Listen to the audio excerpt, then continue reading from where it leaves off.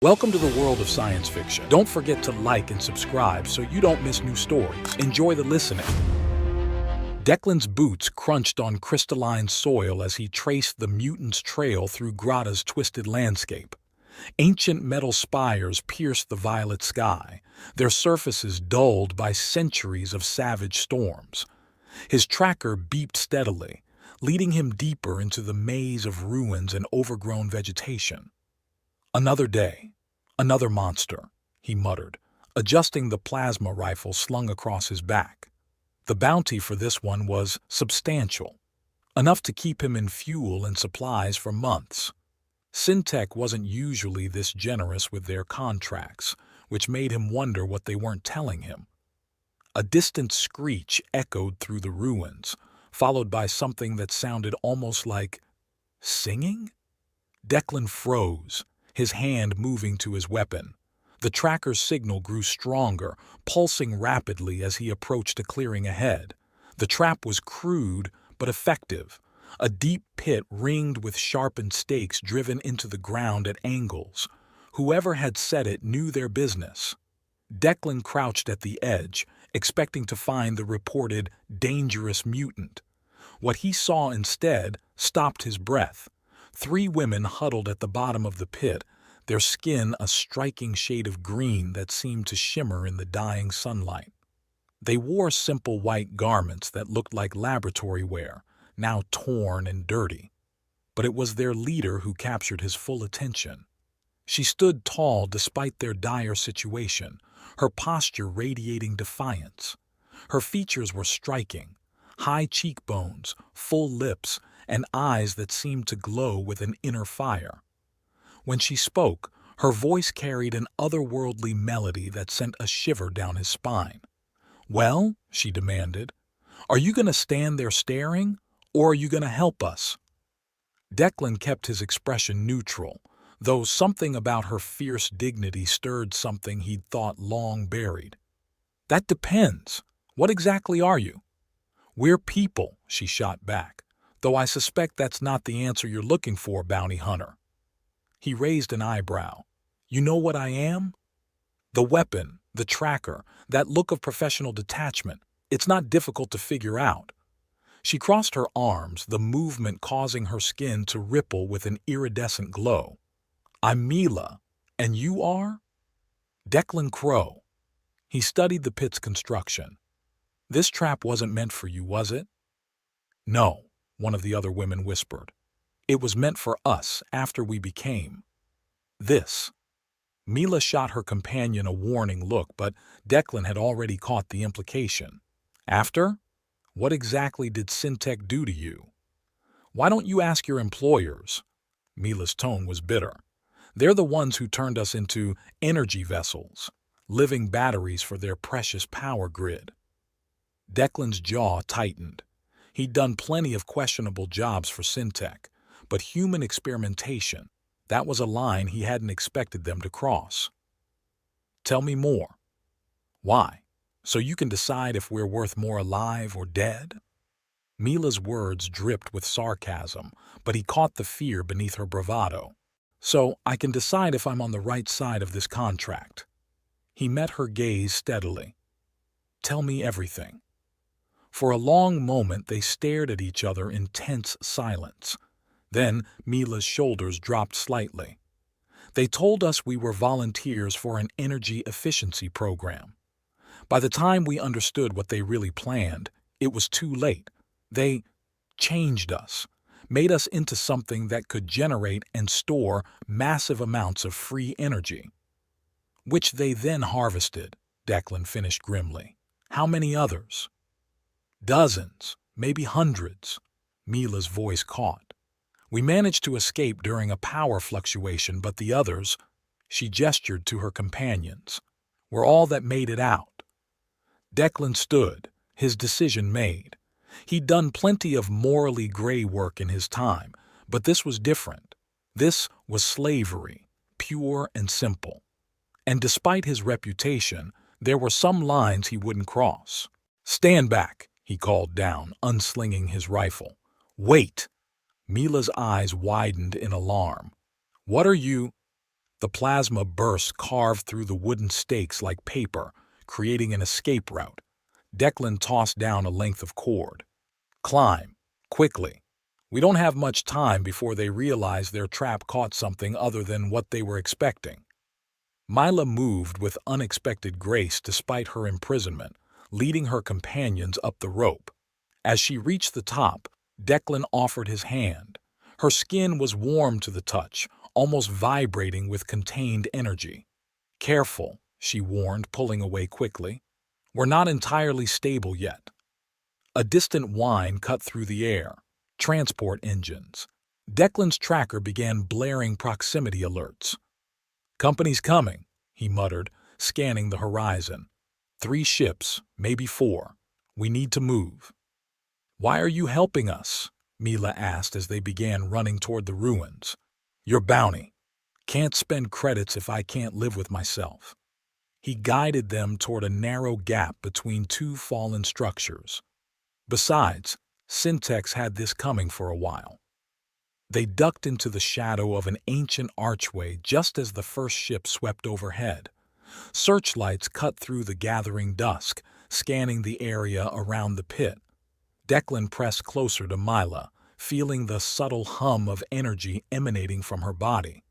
You're like a living power cell, he whispered. More than you know. She turned to face him, their faces inches apart. It's not just energy we generate, it's something else. Something they couldn't control. That's why we were able to escape. One of her companions, a shorter woman with darker green skin, suddenly gasped. They're deploying ground units. Declan risked a peek around the archway. Armored figures were rappelling from the hovering transports, their weapons already drawn. He recognized the tactical pattern. Standard Syntex security sweep. We need a diversion, he said, reaching for his belt. How much control do you have over your abilities? Mila's skin flickered with internal light. Enough to make things interesting. What did you have in mind? Those power signatures they're tracking, let's give them something to chase. He pulled out a handful of pulse grenades. Think you can amplify these? A slow smile spread across Mila's face. She reached out, her fingers brushing the grenades. They began to glow with the same ethereal light as her skin. Your toys just got an upgrade, she said, and for the first time he caught a hint of playfulness in her tone. Try not to blow yourself up with them. Your concern is touching. He couldn't help grinning back. When I throw these, run for that fallen spire. There's a maintenance tunnel underneath. Used to use it for smuggling runs. A bounty hunter and a smuggler? You're just full of surprises. Lady, you have no idea. He pulled the pin on the first grenade. Ready? The enhanced explosives did more than create a diversion. They sent cascading waves of energy through the ruins, overloading every sensor in range. In the chaos that followed, Declan led the women through the underground passage, trying to ignore the way his skin tingled whenever Mila brushed against him. They emerged half a kilometer away, the sounds of confusion still echoing behind them. Declan's ship waited in a hidden alcove, its stealth systems keeping it invisible to casual scans. It's not much, he said as the boarding ramp descended, but it's fast and it's off their grids. Mila paused before entering. You understand what this means. They'll hunt you too now. Wouldn't be the first time I've had to disappear. He shrugged. Besides, someone needs to expose what they're doing. And you're just the noble hero to do it. Her tone was skeptical, but her eyes held something else. Interest, maybe even admiration. Noble? No, but I do have my moments. He gestured toward the ship. After you. As they lifted off, breaking through Grata's atmosphere under cover of darkness, Declan knew his life had just become infinitely more complicated. But watching Mila's face as she saw the stars for the first time as a free woman, he couldn't bring himself to regret it. His tracker chirped one final time before he disabled it. Someone had just placed a massive bounty on his head. The game was officially on. "So," he called back to his passengers, "who's hungry? I know a place in the outer rings where they don't ask questions and serve actual food instead of protein paste." "Food can wait," Mila said, moving to stand beside him in the cockpit. "First, you need to understand exactly what you've gotten yourself into." The serious tone in her voice made him glance up. Her skin was glowing brighter now, pulsing in rhythm with the ship's engines. "We're not just escaped experiments, Declan. We're the prototype for something bigger, something that could change everything." She placed a hand on his shoulder, and this time the energy that passed between them felt almost intentional. "Why do I get the feeling I'm going to regret asking about this?" But he was already smiling, the familiar thrill of diving into trouble coursing through his veins. "Probably," she agreed, returning his smile with one of her own. "But something tells me you're going to help us anyway." And damn if she wasn't right about that.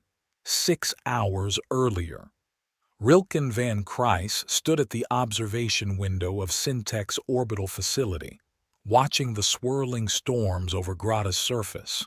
His white corporate uniform gleamed under the artificial lights, a stark contrast to the mercenary gear he'd worn in his bounty hunting days. "Sir," a technician interrupted his thoughts, "we've lost contact with test subjects 23, 24, and 25. Rilken's jaw tightened. 3 years of research, billions in development, and now this. "Show me." The holographic display flickered to life, showing security footage from the testing chamber. He watched as the power fluctuation hit, saw the containment fields fail.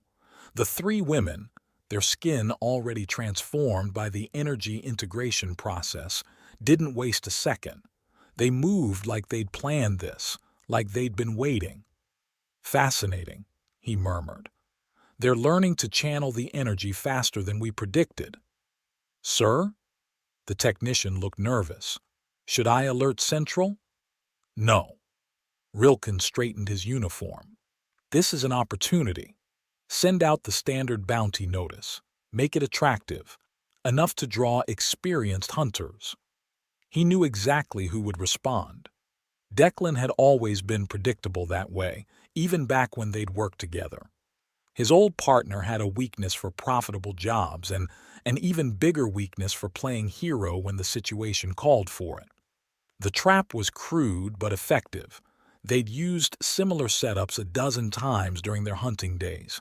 Now, all he had to do was wait. Hours passed. Reports came in of energy signatures moving through the ruins. Then the explosions, far more powerful than standard ordnance. Rilken smiled. The vessels were already adapting, enhancing whatever they touched. And Declan, right on schedule, was making the exact choice Rilken had counted on. "Sir, Hunter Crow's tracker just went dark. He's helping them escape." "Of course he is." Rilken opened a comm channel. "Update the bounty. Add Declan Crow to the target list. Priority 1. "The board won't like this exposure," his assistant warned. "The board doesn't understand what we're dealing with." Rilken turned back to the window. "These women aren't just batteries. They're the next step. Evolution accelerated. And now, thanks to my old friend, we'll see exactly what they're capable of." He thought back to their last job together, before he'd accepted Syntech's offer. Declan had called him a sellout, said he was trading his soul for a corporate paycheck. Maybe he was right. But someone had to make the hard choices, had to push progress forward no matter the cost. "Prepare my ship," he ordered, "and get me everything we have on their potential destinations. Declan's good, but he's predictable. He'll head for the outer rings, try to disappear in the fringe colonies." As his team scrambled to comply, Rilken allowed himself a moment of nostalgia. He and Declan had been more than partners. They'd been brothers in all but blood. But that was before he'd seen the bigger picture, before he'd understood what humanity needed to survive in this harsh universe. "I'm sorry, old friend." he whispered to the stars. "But you've just made yourself part of the experiment. You know this place is a dive, right?" Mila leaned against the bar counter of the Nova Drift, one of countless seedy establishments floating in the asteroid belt of the outer rings. Her green skin caught the pulsing neon lights, creating an otherworldly display that drew more than a few stares from the patrons. Declan knocked back his whiskey, enjoying the burn. "Best dives make the best hiding spots. Nobody asks questions here, because they're too drunk to remember the answers." She raised an eyebrow at a particularly rowdy group of spacers in the corner. "Exactly." He signaled the bartender for another round. The other two women, Sarah and Nia, had retired to their rooms hours ago, but Mila seemed determined to match him drink for drink. "Your tolerance is impressive," he noted as she downed another shot without flinching. "Side effect of the transformation. We process everything differently now." She shifted closer, her shoulder brushing his. The contact sent a subtle charge through his body, like static electricity but warmer, including proximity to others. "Is that why you keep finding excuses to touch me? Maybe I just like watching you try not to react." Her smile was teasing, but there was something else in her eyes, a hunger that had nothing to do with the drinks. The moment was shattered by a news holo flickering to life above the bar. Declan's face appeared alongside a bounty notice that made several nearby patrons whistle appreciatively. "Your friend Rilken doesn't mess around," Mila observed. "He never did." Declan's mood darkened at the mention of his former partner, even before he sold his soul to Syntech. "Tell me about him." She turned to face him fully, and that strange energy hummed between them again. "What happened?" Declan stared into his glass, memories surfacing like bodies in a deep ocean. "We were more than partners. Brothers, really. Took the same jobs, watched each other's backs, shared everything." He laughed bitterly. "Until we didn't." "What changed?" "We had a job go bad. Real bad. The kind that makes you question everything." He signaled for another drink. Rilken decided the galaxy needed more order, more control. Said the corporations were the only ones with the resources to make it happen. Me? I figured we had enough jackboots stomping on necks already. So he joined Syntech, and I kept doing what I do best, staying just outside the law. Declan turned to face her. "What about you? What was your life like before they changed you?" "I was a researcher. Theoretical physics." She smiled at his surprised look. "What? You thought I was just a pretty face with green skin?" "Never made that mistake." He found himself staring at her lips, wondering if they'd taste like the whiskey she'd been drinking. Though the green skin is definitely a bonus. She leaned closer, her voice dropping to a whisper. "Want to know a secret? It's not just my skin that changed color." Before he could process that particular mental image, the bar's security system blared a warning.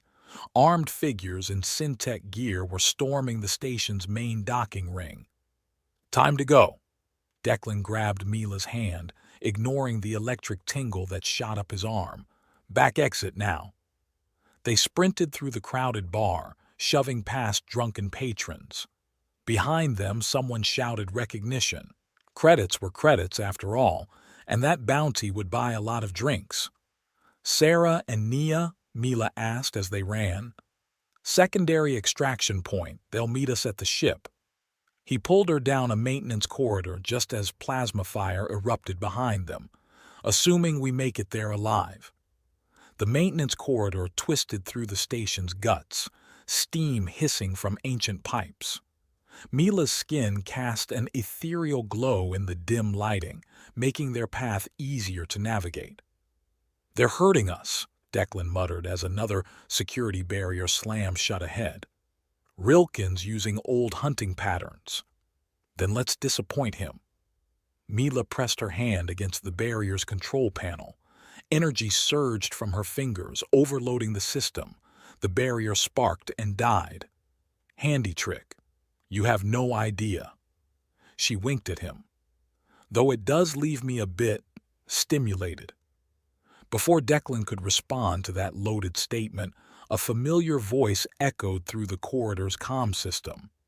Getting sloppy, Dec. Rilken's tone was almost friendly. Time was, you'd have 3 escape routes planned before stepping foot in a place like this. Maybe I'm just getting predictable in my old age. Declan drew his sidearm, scanning for cameras. How's the corporate life treating you, brother? Better than running from progress. These women, what they represent, it's bigger than both of us. Funny how progress always seems to involve hurting people. They reached a junction, and Declan pulled Mila behind a power conduit as footsteps approached. His body pressed against hers, and the energy emanating from her skin intensified. Focus, he whispered, though his own concentration was wavering. I am focused, she breathed against his ear, on several things at once. The footsteps passed. They moved on, but Declan noticed Mila stayed closer than necessary, her fingers brushing his arm occasionally as they ran. Remember Centauri Prime? Rilken's voice followed them. The job that changed everything? You mean when we discovered your corporate friends were experimenting on refugees? Declan's jaw clenched. Yeah, I remember. We could have made a difference from the inside. Changed the system. The system changed you, Real. Made you forget what it's like to be human. They burst into a cargo bay, and Declan's heart sank. A dozen armed troops waited with Rilken standing calmly at their center. He looked exactly as he had 6 months ago. Pristine white uniform, perfectly groomed, cold efficiency in his eyes. Last chance, old friend. Rilken held out his hand. Join us. Help us guide humanity's evolution. Evolution shouldn't need a cage. Declan moved to shield Mila, but she stepped forward instead. Neither should love, she said, and her skin began to pulse with blinding energy. The cargo bay erupted in chaos. Mila's power surged outward, shorting weapons and scrambling targeting systems. Declan moved on instinct, dropping 3 guards before they could switch to manual aim. But Rilken was faster than he remembered. The stun blast caught Declan in the chest, sending him sprawling. Through blurring vision, he saw Mila turn toward him, her face twisted in fury. The energy around her intensified until she was almost too bright to look at. Don't!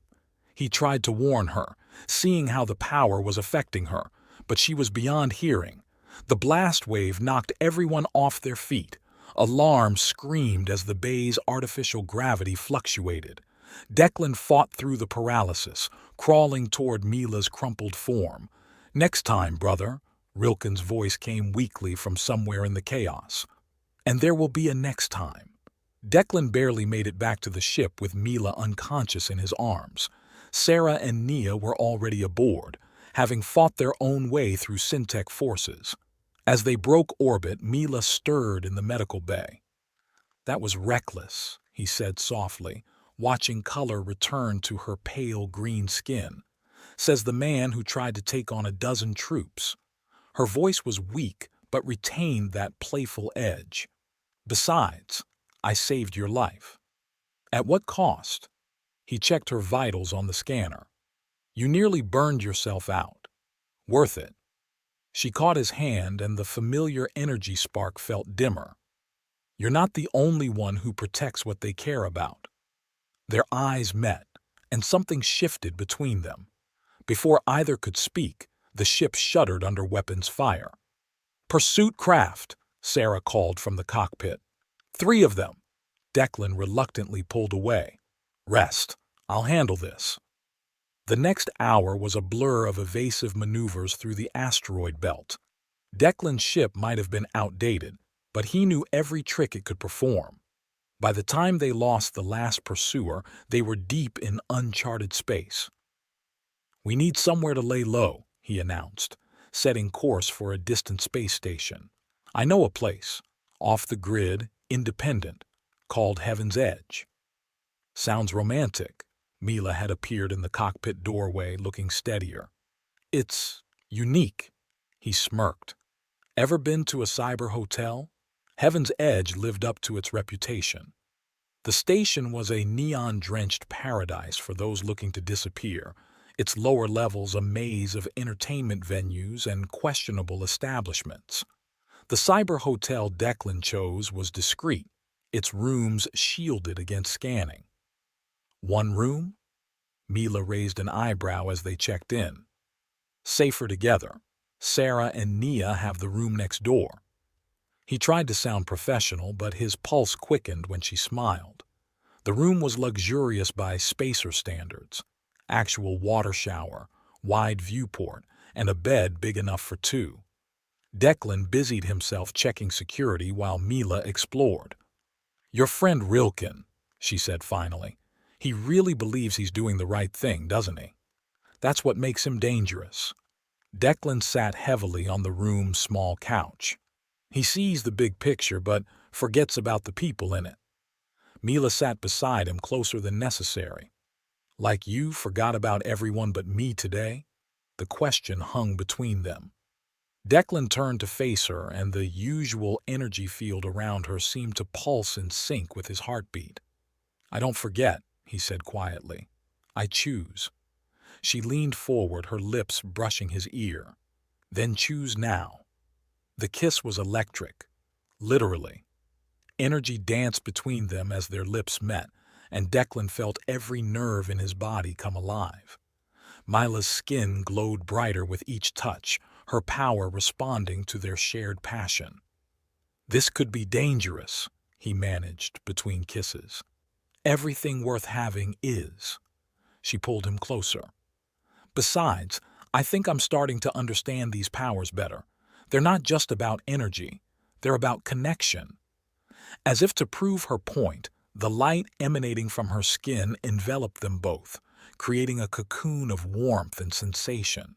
Every touch was amplified, every feeling shared between them.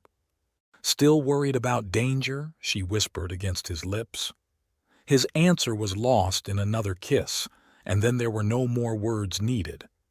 Rilken stood in his private quarters aboard the Syntech pursuit vessel, staring at an old holo photo. Two younger men grinned back at him, himself and Declan, arms around each other's shoulders after their first successful bounty. He touched the image, and it shifted to show more memories. Shared drinks in seedy bars, close calls during hunts, quiet moments between jobs. "Sir," his comm unit buzzed, "Director Walsh is demanding an update." Rilken straightened his uniform, tucking away the holo. The stern face of his superior materialized before him. "You assured me you could contain this situation." Walsh's artificial calm barely masked her fury. "Instead, we have 3 escaped assets, a compromised facility, and your personal connection to the bounty hunter is becoming problematic." "Declan is predictable," Rilken maintained his composure. "He's protecting them because he thinks it's right, but he doesn't understand what's really at stake." "And do you, Van Kreis?" Walsh leaned forward. "Let me be clear. The board has invested billions in Project Vessel. If these prototypes reach the media, if anyone learns what they're truly capable of, this isn't just about clean energy anymore. You've seen the data. What they're evolving into could change everything," Rilken finished. "I know. That's why Declan needs to understand. If I could just talk to him." "Your friendship is clouding your judgment." Walsh's eyes narrowed. "You have 48 hours to recover the assets and eliminate the leak. Fail and you'll wish termination of employment was all you had to worry about. Remember what happened to your predecessor." The transmission cut off. Rilken's fist clenched, crumpling the holo photo he'd been holding. "New signals, sir," his tactical officer reported. "We've traced them to Heaven's Edge Station." "Of course," Rilken almost smiled. He always did like that place. Prepare a team, but maintain distance. I want to handle this personally." As his team geared up, Rilken reviewed the latest data from Project Vessel. The energy readings from the cargo bay incident were off the charts, but it was the pattern that troubled him. The vessel, Mila, had somehow synchronized her output with Declan's biological signatures. They were bonding in ways the lab had never predicted. "What are you really becoming?" he muttered, studying the readings. Part of him, the scientist that still believed in progress, was fascinated. But another part, the man who still remembered what it meant to be human, whispered doubts. He remembered Centauri Prime, the refugee camp, the corporate experiments they'd discovered. Declan had wanted to expose everything. Rilken had seen a bigger picture, humanity advancing through controlled evolution, guided by those with the vision to shape the future. "We're ready, sir," his tactical team leader reported. Rilken nodded, checking his custom sidearm.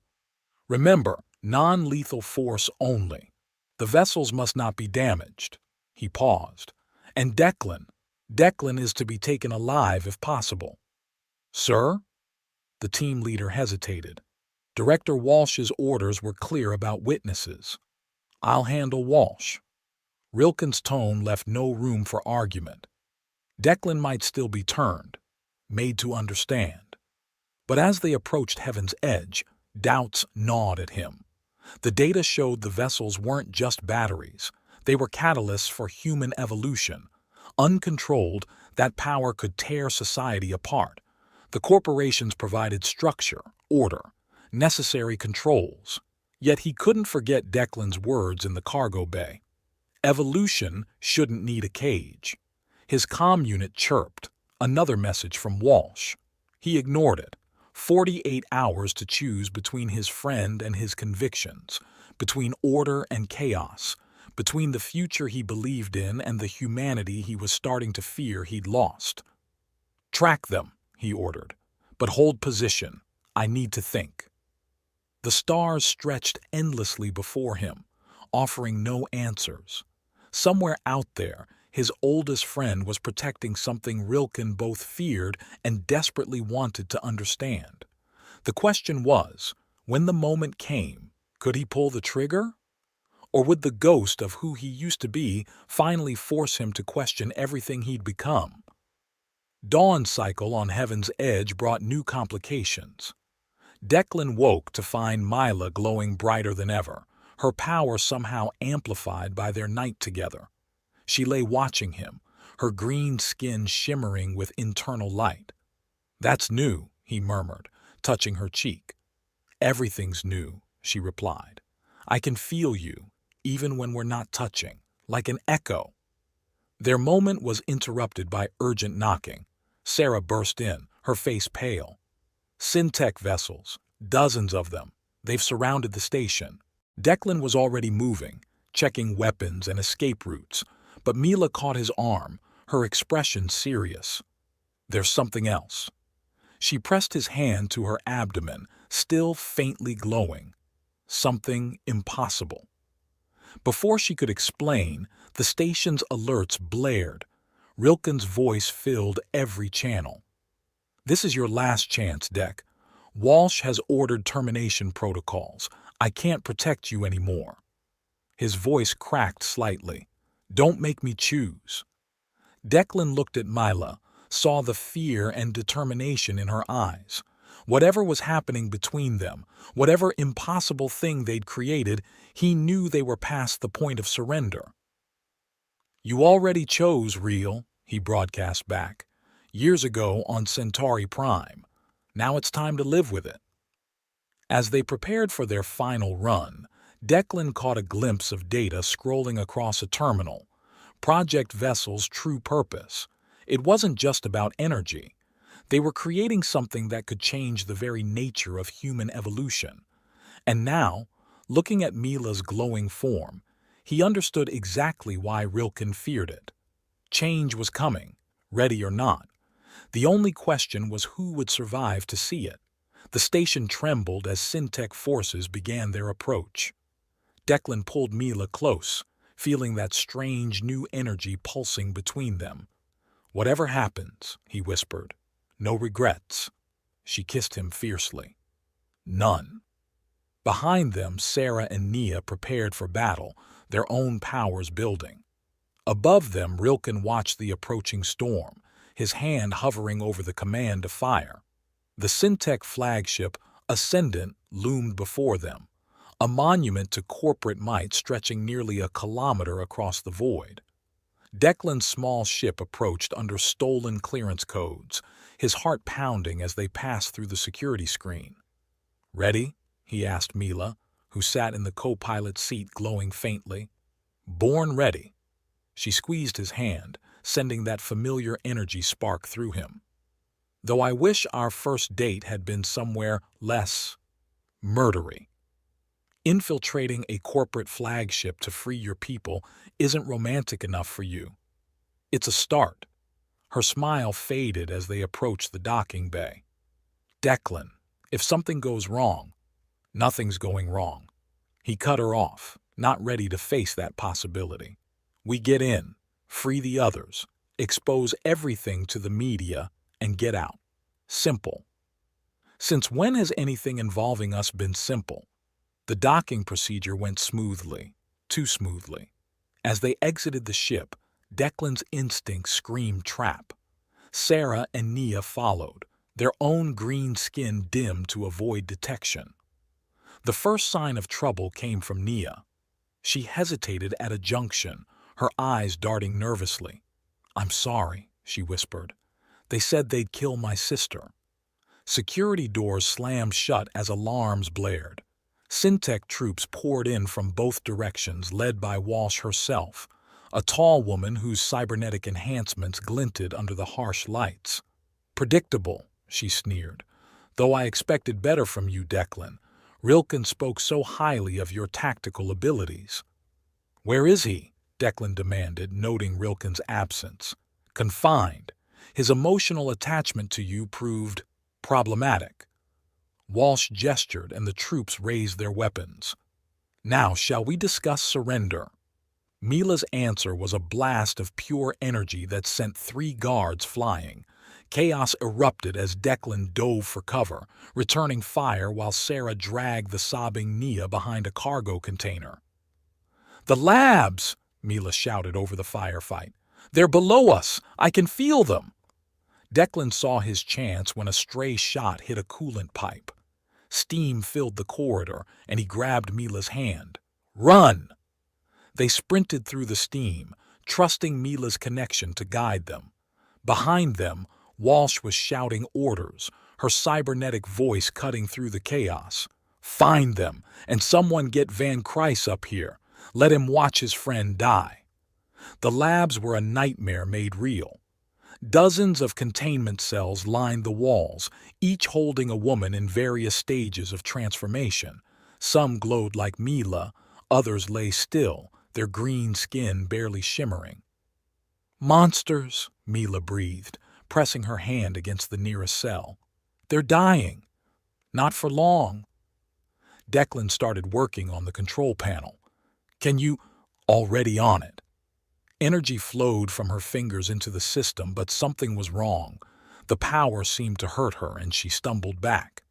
"They've modified the containment fields," a familiar voice said, "learning from their mistakes." Rilken stepped from the shadows, looking disheveled in his once pristine uniform. A fresh bruise marked his face. "Real." Declan kept his weapon raised. "What did they do to you?" "Showed me the truth. Finally." He held up a data crystal. "Project Vessel isn't about energy production. It never was. They're trying to force evolution, create a new species they can control. But it's killing them. Killing all of them." "Why tell us this now?" "Because you were right, Dec. All those years ago on Centauri Prime, you were right." Rilken's composure cracked. "I thought I was serving progress, but I was just another puppet. Walsh. She's insane. The board's insane. They don't care how many die." Alarms blared as security forces approached. Rilken straightened. The containment system has a weakness. Overload it here and here. He pointed to specific nodes. But it'll trigger a cascade. Someone has to stay and maintain the sequence. Real? No. It's the only way. He managed a ghost of his old smile. Besides, I owe you. For Centauri. For everything. Before Declan could argue, Mila suddenly gasped, her hands flying to her stomach. The glow around her intensified. Declan, she whispered, eyes wide. I can feel it. A life. Our life. The revelation hit him like a physical blow. Impossible, yet undeniable. The energy, their connection, it had created something unprecedented. Rilken's eyes softened. Well, brother, looks like you're going to be a father. He started typing commands into the system. One more reason for you to live through this. Rill, remember when you promised to be godfather to my kids? Rilken's fingers flew over the controls. Guess I'll have to settle for being uncle to yours. Now go. Walsh is coming, and this place is about to get very bright. We're not leaving you. Declan moved toward his friend, but Mila's sudden scream stopped him. Walsh and her forces had arrived, cybernetic implants glowing with combat enhancements. How touching. A family reunion. It's over, Walsh. Rilken's voice carried new strength. I've transmitted everything to the Galactic Media Network. The experiments, the deaths, all of it. You think that matters? She laughed. We own the media. We own, not these channels. Rilken's smile was cold. I learned a few things running Black Ops for you. The transmission's already gone viral. Independent networks across 3 sectors. Declan saw Walsh's cybernetic eye twitch, the first sign of real fear. Kill them all, she ordered. Everything happened at once. Mila's power surged outward as Declan opened fire. Rilken slammed the final sequence into the controls, and the containment fields began to overload. Deck! Rilken shouted over the chaos. Get her to safety. The baby. Protect them both. The imprisoned vessels were awakening, their combined energy building to impossible levels. Walsh's forces fell back as green light filled the chamber. Brother, Declan reached for Rilken one last time. Go. Live. Rilken met his eyes. And tell my godchild about their uncle who finally did one thing right. The explosion started at the core of the containment system. Declan carried Mila toward the exit as waves of energy cascaded through the ship. Behind them, Rilken stood at the controls, manually directing the power surge to protect their escape. The last thing Declan saw was his oldest friend, bathed in green light, smiling that same confident smile from their first job together. Then the world went white. They barely made it to their ship as the Ascendant began to tear itself apart. Freed vessels were escaping in every direction, their combined power shorting out pursuit craft. Rilken, Declan whispered, watching the flagship's destruction through blurred vision. Mila took his hand, placing it on her stomach. The small pulse of new life thrummed against his palm. He saved us all, she said softly. He saved the future. 6 months later, New Terra Colony. The garden was alive with lights, both artificial and natural. Dozens of freed vessels, their green skin glowing softly in the twilight, mingled with humans and other species. At the center of it all, Declan watched Mila approach in a flowing white dress that seemed to capture and enhance her natural radiance. You're staring, she teased as she reached him. Can you blame me? He took her hand, feeling that familiar energy spark between them. The ceremony was simple but meaningful. Sarah, fully recovered from her sister Nia's reluctant betrayal, stood as witness. Nia herself had been pardoned after helping other vessels escape during the chaos. She watched from the crowd, her own healing journey visible in her tentative smile. News from across the galaxy played on floating screens around the garden. Syntech's collapse had sparked a revolution. The exposure of Project Vessel had led to corporate reforms and new protections for enhanced beings. Walsh and her board faced trials for crimes against sentient life. But the biggest changes were more personal. Declan felt it when Mila squeezed his hand, their baby's energy, already strong, responding to both parents. The scientists called it a miracle, the first natural breeding between enhanced and normal humans. Declan just called it hope. "I want to show you something," Mila said after the ceremony, leading him to a quiet corner of the garden. She handed him a data pad. "Our new venture."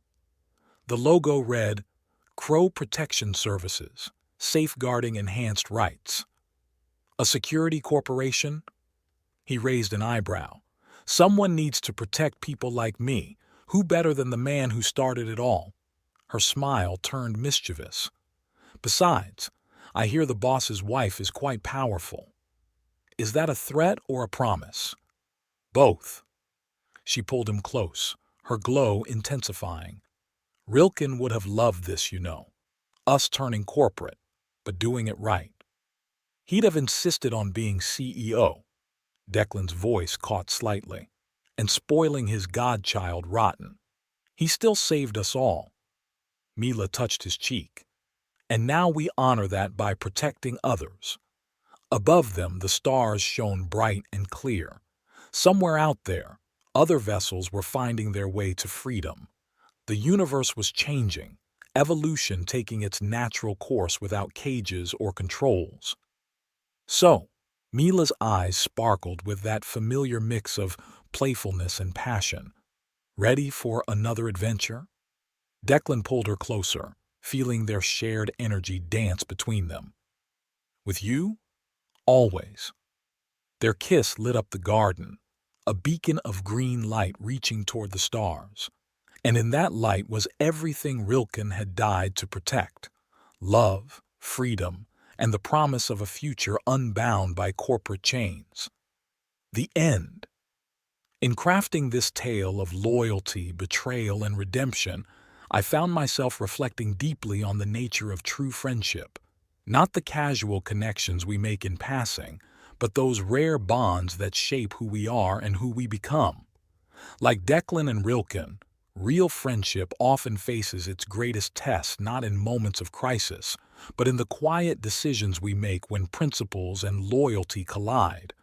Sometimes, the truest act of friendship is having the courage to tell someone they're wrong. Other times, it's sacrificing everything to help them find their way back to the light. This story is dedicated to those friends who stand by us even when the rest of the galaxy seems to have turned its back. To the ones who remember who we were and believe in who we can be. To those who would risk everything, career, safety, even life itself, to protect not just us, but what we hold dear. And most importantly, to those friends who, like Rilken, love us enough to admit their mistakes and make them right, no matter the cost. May we all be blessed with such friendship in our lives, and may we have the courage to be such friends to others. Because in the end, while the energy that powered Mila might have been extraordinary, it was the power of true friendship that saved them all. To the Rilkens in our lives, thank you. Your sacrifice changes worlds. And to the Declans, never stop believing in the friends who've lost their way. Sometimes, the longest journey home begins with someone still believing in us. Keep reaching for the stars, but never forget the hands that help you climb.